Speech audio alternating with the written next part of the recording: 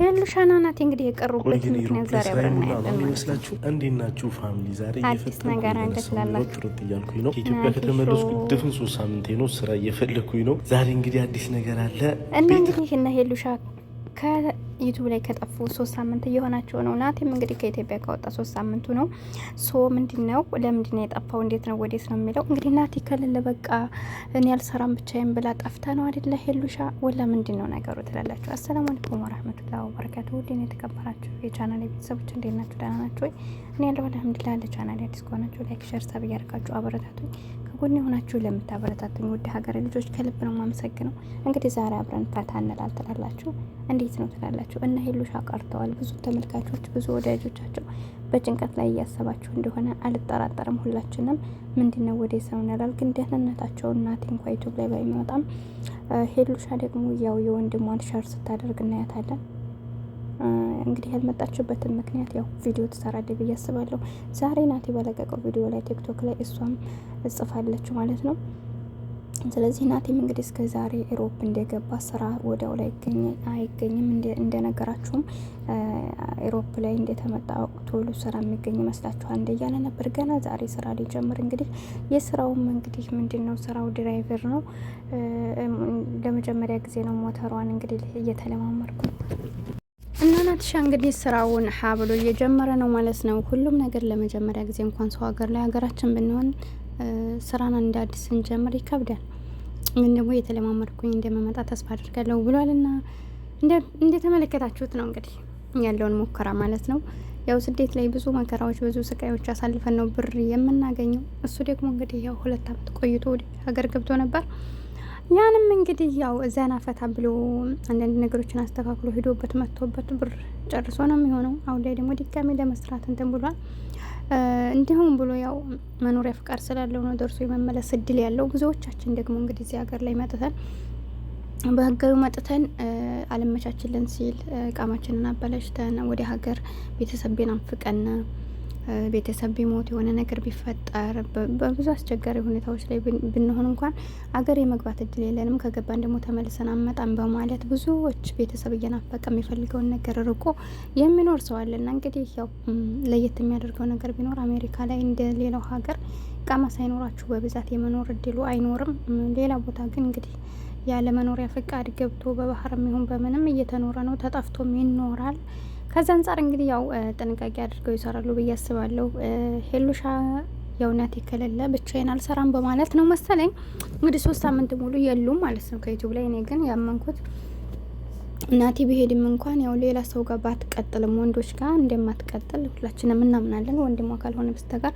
ለምን የሰው ልጅ በቀረብ ነው ቁጥር የሆኑ ችግሮች ይመጣሉና መላመድ ይመጣል። በመላመድ መሀል ደግሞ ብዙ ክፍተቶች ይፈጠራሉ። ያም በማለት ይመስለኛል ሄሉ ከሰዎች የራቀችበት ምክንያት። ግን ቢሆንም ደግሞ ለምሳሌ ሶስ ያለች ሌሎችም አሉ ከሴቶችም ጋር ቢሆን በራሷን ፈጠራ ቢሆን እንዲሁም ደግሞ የራሷ ስራ ነገር ከፈት ካደረገች በዛ እንግል መምጣት ትችል ነበር። ግን እሷ እስካሁን ድረስ አልመጣችም። ስራዋን ማቆም አለባት ብዬ አላምንም። ለምንድን ነው ናቲ እዛ ቢሆንም እንኳን ለምሳሌ አሁን ናቲ ያለበትን ሁኔታ እዛ እስከ ዛሬ ምናልባት እንዳልኳችሁ ወደ ሚዲያም አልመጣም ስላልተመቻቹለት ነው። ስራም አልጀመረም። ግን ካሁን በኋላ ስራ ከጀመረ አንዳንድ ነገሮች ስለሚደዋወሉ ያለውን ሁኔታ ስለሚሉ እዛ ደርሶ ያለውን ቪዲዮ ይሰራል። እንግዲህ ከሱ ተቀብላም ልትሰራ ትችላለች።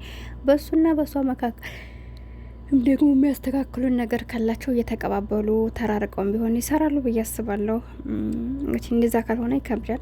ገብቷችኋል? እሱ ችግር የለውም። አንደኛ ስራ ላይ ስለሆነ ከዩቱብ በላይ የወጣበት አላማው ስራና ስራ ስለሆነ ችግር የለም። ግን እሷ ሄሎ አሁን አዲስ አበባ ታውቃላችሁ እንግዲህ ቤት ተከራይታ ነው የምትኖረው። ሰው ካልሰራ ይከብዳል አይደለም ነው። ራሷ ባለፈው የማዘሯን በማዘሯ ስም ቤት እንደገዛ አይታችኋል አይደል? የሆነ ሰዓት ላይ ወዛ ቤት እየኖረች ነው። ተከራይታ ይሆን አላህ አለም ብቻ እኔ አላቅም። ድሮ ተከራይታ ከሆነ ከባድ ነው። ተከራይቶ ነው የሚመስለኝ። አዲስ አበባ ላይ ትንሹ ቤት ራሱ እነሱ የሚኖሩበት ደግሞ ሰፍት ያለ ጽድት ያለ ነው። ኮንዶሚኒየም አፓርታማ ስለሆነ ያው ውድ ነው ስላላችሁ እና እንደዛ ስለሆነ ያው ካልሰራች ከባድ ነው ብዬ አስባለሁ። በቅርቡ ደግሞ ያው ስራዋን ትጀምራለች ብዬ አስባለሁኝ።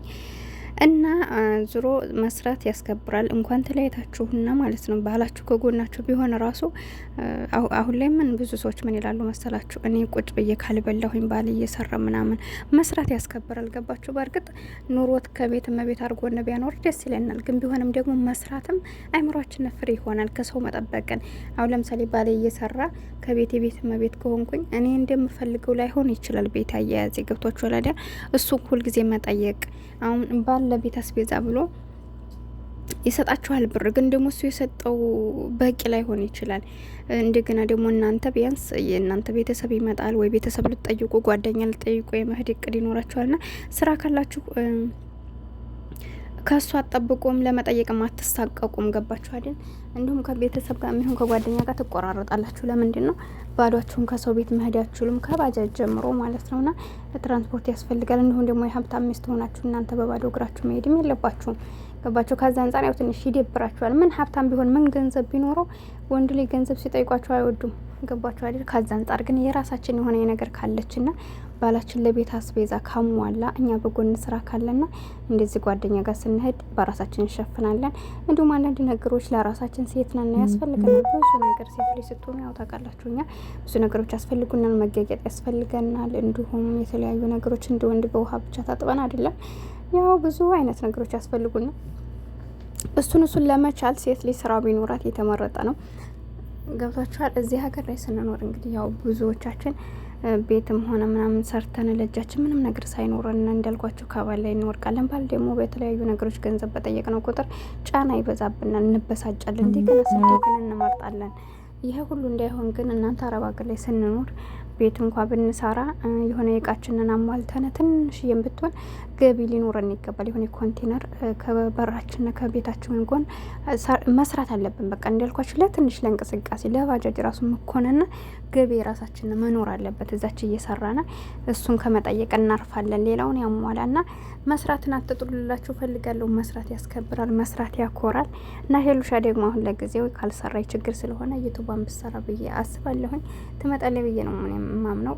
በተረፈ ቻናሌን ሰብስክራይብ አድርጉልኝ። አሰላሙ አለይኩም።